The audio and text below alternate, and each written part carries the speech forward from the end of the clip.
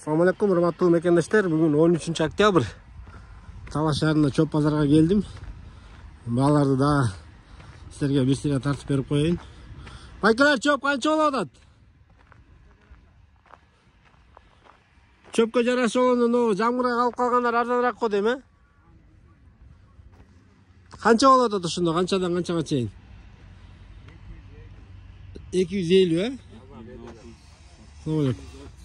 250-230. Но тазалары канча болуп атат? 250 номда көкмөктөр, э? Олар бир аз карайып кетип турган, э? Мектептин экинчилеркин алар.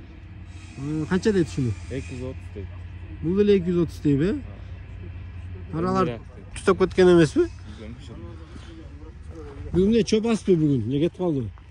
Жаңы эле менен чөп көрөм. Чөп алайын деп атпы? Но канча дейт? 160 mı? Ama 170 mi? Ha 170'ten gettir ne olur. Patsef deyit ekinci. Ne oldu? Kança da oturdayız? 160 deyit. Жаңы алып қалғандар арзан болады оқшайды. Biraz қарайып тұратынын. Мында чекеміктер бар тұрбай.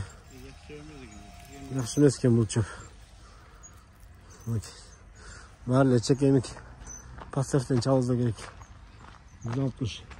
Бүгін чөп асты туғандар. Неге асты же сатылып кетті саат 10:30 болды жаңы. Бірақ емдіче машина толып қалыш керек еле. Білбеймін неге.